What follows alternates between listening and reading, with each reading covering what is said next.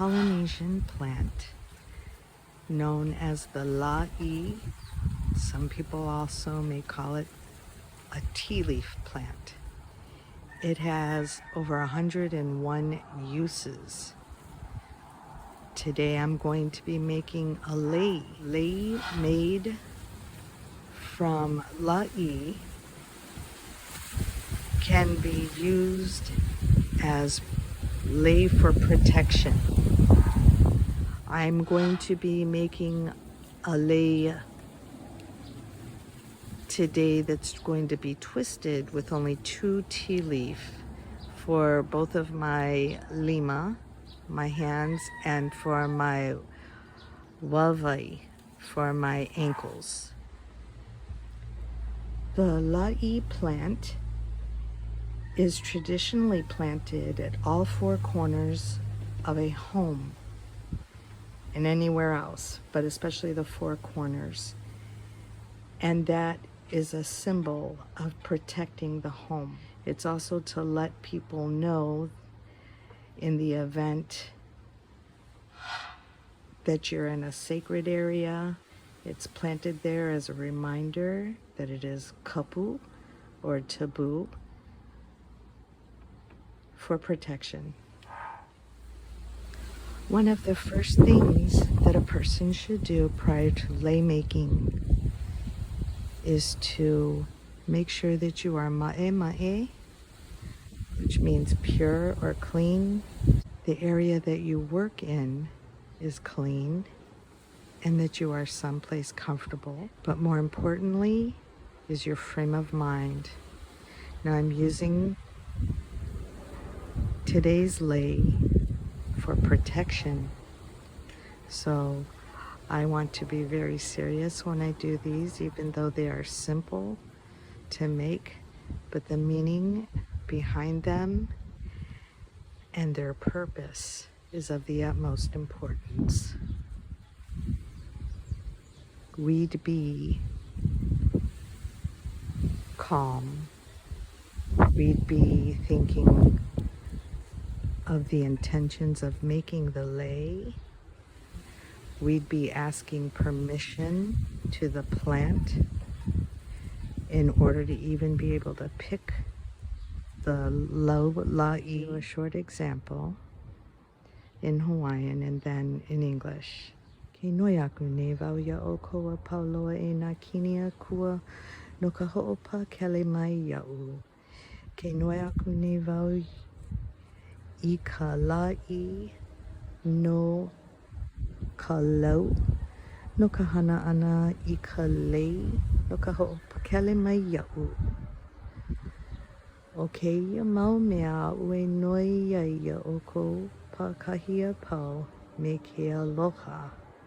Mai ka'i kaua'i hemolele I ka mālie a mama ua noa.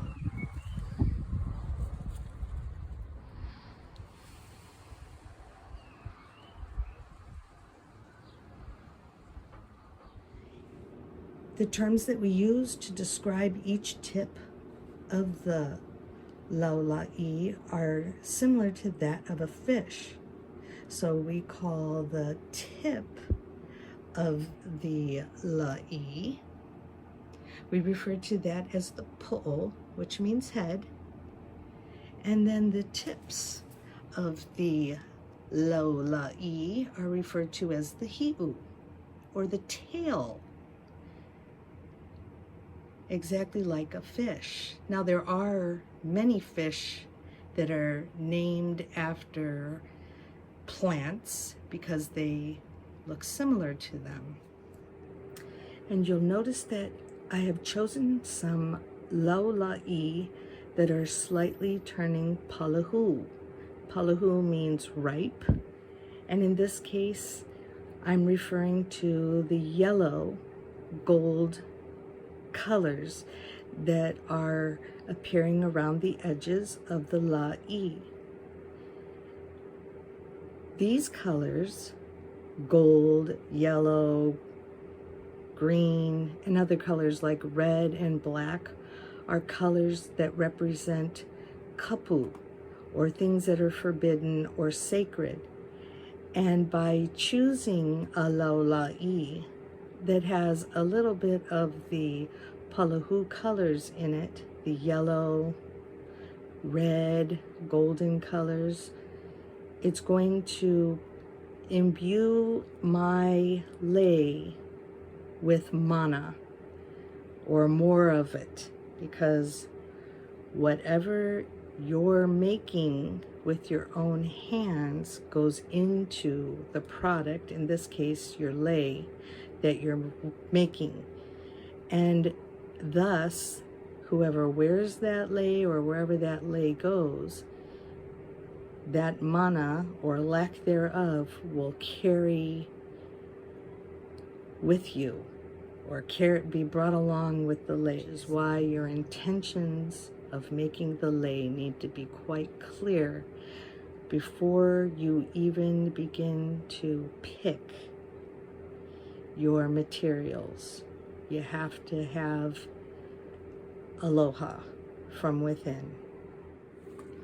Now, the first part of the procedure is to remove the iwi. Iwi in Hawaiian means bone. And so the hard stem running up through the po'o from the hi'u, called the hi'u. Just like a fish, we call the head a po'o, and we call the tail a hi'u. So I'm going to debone, as we refer to it, this Lāʻī. Basically what we're going to do is we're going to remove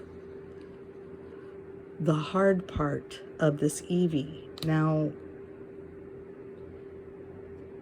this is an easy process if you've been doing it for as long as I have, but really it can be quite difficult, and I use my teeth. Some people use a knife, but what I'm going to show you here is that what you want to do is, if you make an incision just right so that you're not ripping the leaf, and you're not poking a hole through it, but you're actually splitting the iwi in half so that you can peel it off. And this part up here is going to remain a little bit solid, but we're going to soften the leaf to help that problem. And with the rest of it, what we're going to do gingerly, I could do this really quickly, but I'm showing you how to do it, and the leaf is wider than my hand. What you're doing is you're removing the stem. You don't want the side of the lo to rip, because each one of those lines is almost like a perforated piece of paper. If you start to rip it there, it'll keep on going. So you can see how, as I'm holding on with my index finger underneath and carefully pulling as not to crush, bend, or fold the leaf while I'm doing this, you're going to see, once we debone it, it's going to be more supple. What I was taught when making traditional leis is that we don't cut the leaf off of the plant. As I showed you, I huki, or I pull leaf off of the plant, because it has a certain way in growing in which it can be pulled off easily from the stalk if you are getting one that is an older leaf. The closer you get to the center, those are the newer ones. The more you risk the whole entire bunch of leaves snapping off. What's actually going to happen is it's going to form a new one. It will sprout a new maka, a new eye, so to speak, of the plant, and that will begin to grow into leaves. I'm going to show you one other thing that amazes people. It amazed me when I saw it. You can actually use this cup, and all you got to do is fold the leaf like this, dip it into the stream, and, well, don't be dipping it into the streams these days. The higher up the mountain you are, the more pure the water source is. So if you're up the mountains and you need some fresh water, grab yourself a tea leaf, debone it, and make it into a little cup. And you can drink from it. People have different ways of doing this, but the bottom line is what we want to do is to soften the tea leaf itself so that it can be braided. There are different ways to do this. I'm going to use the microwave method today, in which we want to keep them wet and rolled up and put into the microwave. You gotta watch the process. You have to watch your time, because if you overheat them and don't keep them moist, they're gonna dry out and be crunchy. Keep them wet and you're gonna roll as gently as you can, not a tight roll. Just a slight roll. These are actually going to be tying our lei together.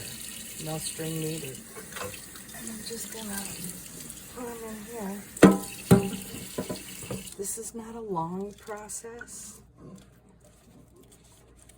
It's just one that you have to make sure you monitor. It only takes a minute or two. Not even 2 minutes.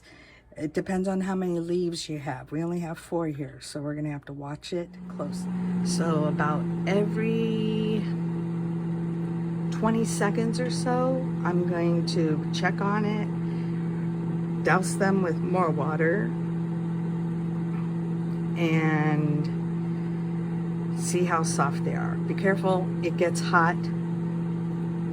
Smells a little bit like spinach cooking sometimes, but this is actually what Lāʻī is made in. These are the leaves. You wrap up the leaf of the kalo, which inside the leaf of the kalo, they either put butterfish or pork and some salt inside. And just like I've done here, they wrap it, and these are used to tie it up traditionally. Not soft enough yet, so I'm gonna put them back in. So I'm going to let the tea leaf cool off after taking them out of the microwave, and they should be ready and easy to twist and or braid. Something else I want to mention while we're waiting for those to cool is what to do with your opala, or your green waste rubbish. These should go right back outside into a compost pile. Never in a rubbish can or a garbage can. And another thing I want to mention is while you're making lei, a lot of times we sit on the floor to do them. And so your materials are usually on the floor or at a workstation. The main thing is you don't ever want to walk over your materials. And there's a lot of meaning that goes with that. It has to do with your ma'i, which are your private parts, because it's like sitting on a table that you eat on. Nobody wants their elemu, their bottom, someplace where they put their food to eat. So it's a traditional no-no that we follow. We don't step over our materials. Here's an example of what you don't want to happen. Although it'll be all right, because once you've been working with these for years, you know, once you become a expert at something, you always know little ways to tuck here, you know, fold here, tie here. This one started ripping right there, but again, to the low, to the pull, that would be the tip of the leaf, the head of the leaf, and split down the middle. And it's okay to have to do this more than once. The main thing is you don't want to waste the leaf by overheating it to make it supple. So they should be ready now. Okay, and here's what we're gonna do. You want to make sure you keep the leaves together so that they are the same length. If you were making a bigger lei, you would still start off like this, but we're only going to do one, so we don't need to add on anything. Add new leaves in.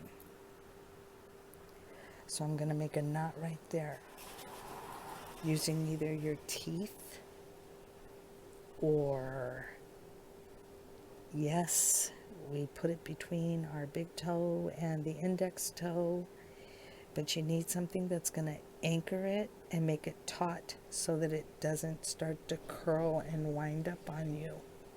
So I am going to use my feet.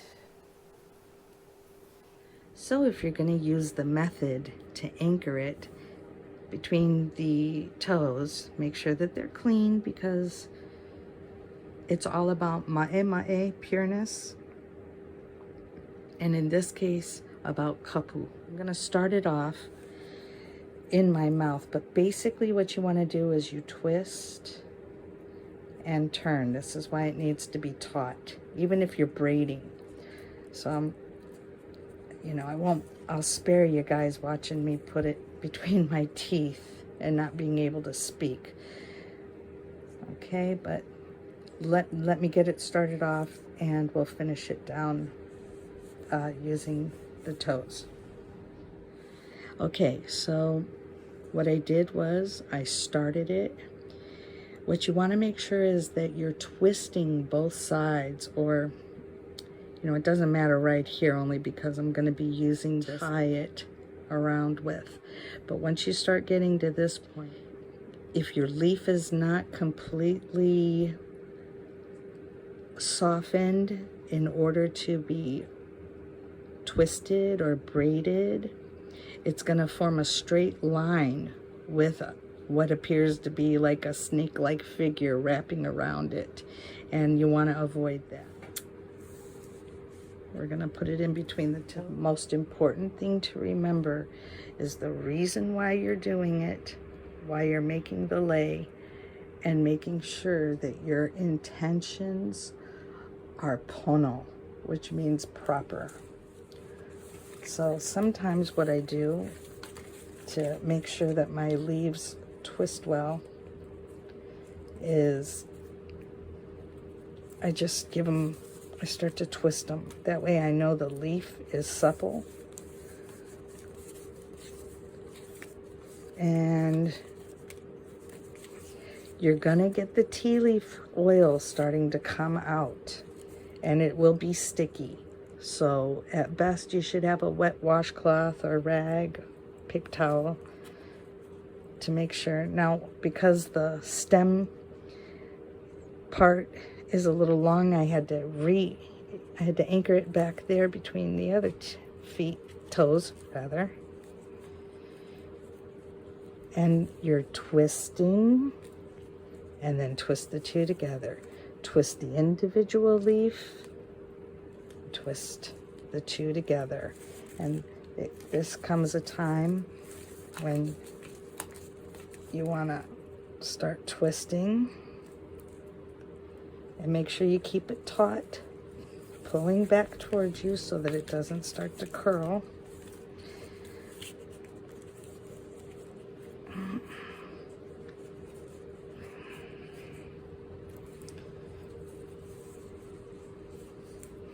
A lot of times it seems funny, but it was one of the best ways to learn. We would take courses taught in Hawaiian language by the kupuna, which are the older folks, the grandparents' age, in which you sit down, they teach you how to do it, and the main point of the whole class, in addition to learning the art, is speaking conversationally. With conversational Hawaiian, as opposed to learning from just the textbook and repeating or translating a bunch of sentences. So while you're making lei, if you're with other people, you want to, as we say in Hawaiian, talk story about positive things. No gossiping, no hauwala'au. Remove yourself from toxic places the best that you can. Okay, and as you can see, I'm coming towards the end, and because these are just going to be single for my arms and legs, or my wrists and ankles rather. I'm getting towards the end. You're going to see that the po'o, the low of the lau, the tip of the leaf. If I were making a longer lei, this is where I would add the new ones. And so you got parts of the leaves that stick out and make a great decoration. But this is going to actually be used to tie my lei now. Let's say I'm going to wrap it around my ankle. Okay? Which I'm eventually going to have to do. While it's on, I will take the two ends, okay, and I'm going to make a knot here to tie this part. You want to make sure it's what we say in Hawaiian. It is pa'a, like the name of the town, kapa'a, which means closed, secure, or fastened. Now the lau is very delicate, so you don't want to pull, but you have to make sure these don't fall off. If they fall off and somebody else gets a hold of them, it's your mana that's in there, and they can do bad things to you if they wanted to. That is the traditional Hawaiian belief anyway. I'm not going to wear these now, but I am going to just show you how even if it's too long for you, on how you would go ahead and do that. These can be used for protection when you go hiking. They are used for hula, depending on where you're going, what you're doing, but a tea leaf lei will always protect you. But always remember that a lei needs to be made with good intentions. This has been your Hawaiian culture clip on Lāʻī no ka ho'opekele ana i ke KAPU. These are your tea leaf lei that help protect you, and it also symbolizes sacredness. Mahalo, ahui ho.